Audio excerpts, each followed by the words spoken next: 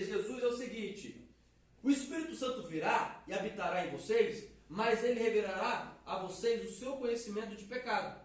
Ou seja, a sua fraqueza, o seu estado deplorido, caído e falho, bem falho, a qual o Espírito Santo, ele é revelador.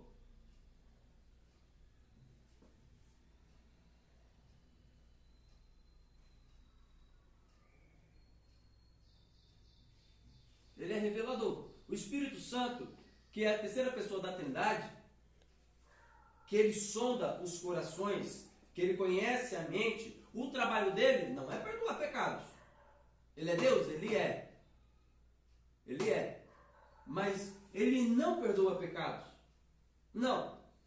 Ele leva a pessoa ao arrependimento, para que essa pessoa vá a Jesus, a qual é o perdão dos pecados, a qual temos o perdão dos pecados. Ele é a propiciação dos nossos pecados, Jesus. O Espírito Santo, ele é classificado como Consolador.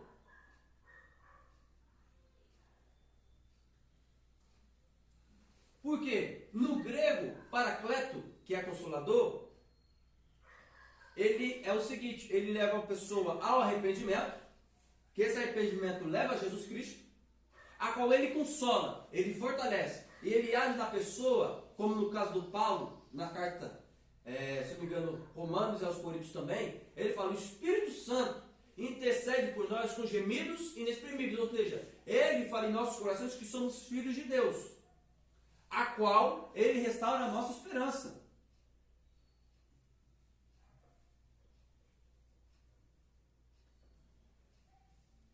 Esperança. Sem esperança não temos confiança, a qual ele é o sustento destas coisas, a qual ele é a garantia e a promessa que Jesus prometeu.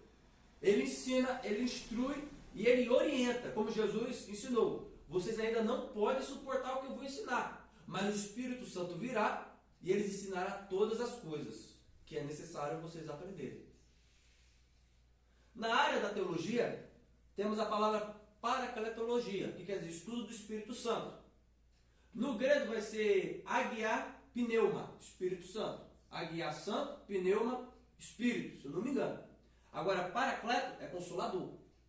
É para consolador. Quanto referindo ao Consolador, ao Espírito Santo, entramos no estudo quem é o Espírito Santo, a terceira pessoa da Trindade Divina, como ele trabalha e como ele age nas suas funções, a qual ele tinha suas funções tanto no Antigo Testamento e no Novo Testamento.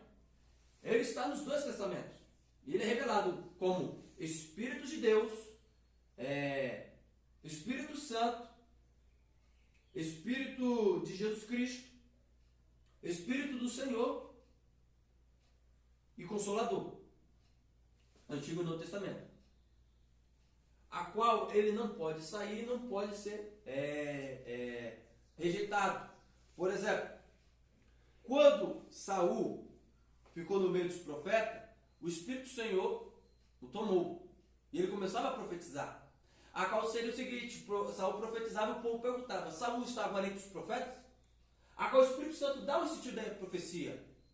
Ele revela a profecia e a sua vontade. É ele que dá tranquilidade e a paz no coração dos homens. Quando Davi estava perturbado pelo espírito imundo, Davi tocava harpa e o espírito abandonava, porque o Espírito do Senhor estava sobre Davi e a paz retornava para Saul, a qual o Espírito Santo, ele é a paz e a tranquilidade da alma. A alma. Temos a parte de Sansão, por exemplo, o Espírito Santo capacita para dons.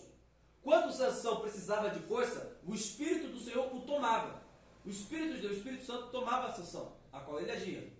E na parte dos Coríntios vamos ter os dons espirituais. Existem vários dons, mas um único Deus, operados pelo Espírito Santo.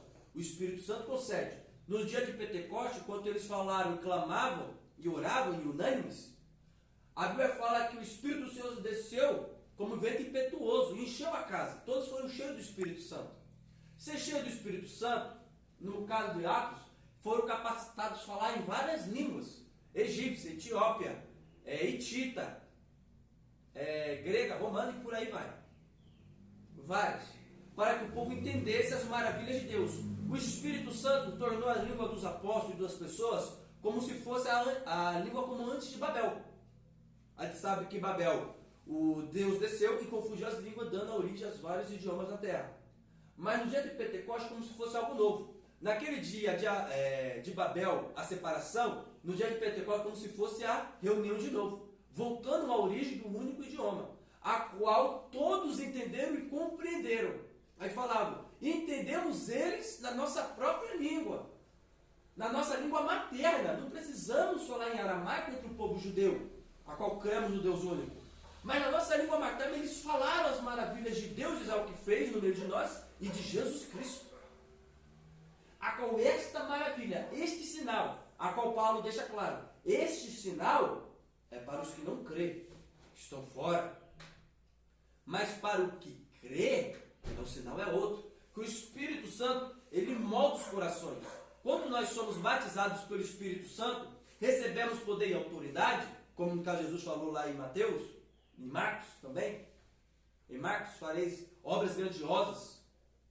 Mas o básico, quanto nós somos batizados, renovados pelo poder do Espírito Santo, é sermos capacitados, transformados em fazer algo que, pelo nosso corpo, pela nossa carne, não podia fazer.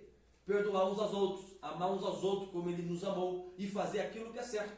O sinal do Espírito Santo, a qual eles faziam sem medo algum. Eles pregavam Jesus, anunciavam Jesus sem medo algum. E o Espírito Santo os capacitava a fazer sinais a qual nenhum homem podia fazer, se não concedesse pelo Espírito de Deus. Então o Espírito Santo, no caso do arrependimento, ele é essencial, a qual sem ele, sem o Espírito Santo, não podemos ter o arrependimento. Porque é ele que nos convence que nós pecamos e erramos. É ele que vai aos nossos corações, às nossas almas, e fala, você tem que se arrepender do teu pecado. É nele que a pessoa pode confessar que Jesus é o Filho de Deus.